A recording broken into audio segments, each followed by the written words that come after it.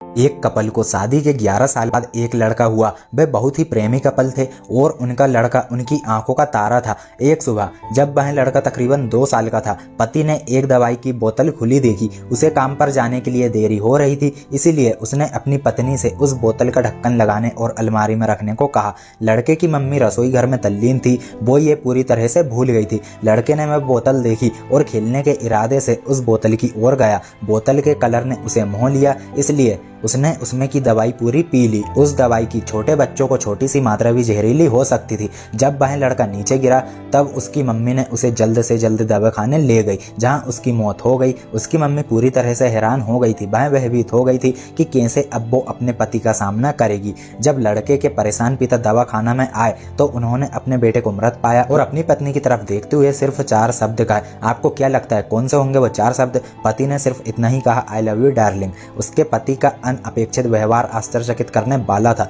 उसका लड़का मर चुका था, वो उसे कभी वापस नहीं ला सकता था और वो उसकी पत्नी में भी कोई कसूर नहीं ढूंढ सकता था। इसके अलावा आगे उसने खुद ने वह बोतल उठा के बाजू में रख दी होती तो आज उसके साथ यह सब ना होता। वो किसी पर भी आरोप नहीं लगा सकता था। उसकी पत्नी ने भी उसका इकलौता बेटा खो दिया था। उस समय उसे सिर्फ अपने पति से सहानुभूति और दिलासा चाहिए थी और यही उसके पति ने उस समय उसे दिया। कभी कभी हम इसी में समय व्यर्थ कर देते हैं कि परिस्थिति के लिए कौन जिम्मेदार है, कौन आरोपी है। ये सब हमारे आपसी रिश्तों में होता है। जहाँ जॉब करते हैं वहाँ या जिन लोगों को हम जानते हैं उन सभी के साथ ऐसा होता है और परिस्थिति के आवेश में आकर हम अपने रिश्तों को भूल जाते हैं और एक दूसरे का सहारा बनने के बजाय एक दूसरे पर आरोप लगाते हैं। कुछ भी हो जाए हम उस व्यक्ति को कभी नहीं भूल सकते जिससे हम प्रेम करते हैं। इसलिए जीवन में जो आसान है उसे प्रेम करो। आपके पास अभी जो है उसे जमा करो और अपनी तकलीफों को विचार कर करके बढ़ाने के बजाय उन्हें भूल जाओ। उन सभी चीज़ों का सामना करो जो आपको अभी मुश्किल लगती है या जिनसे आपको डर लगता है। सामना करने के बाद आप देखोगे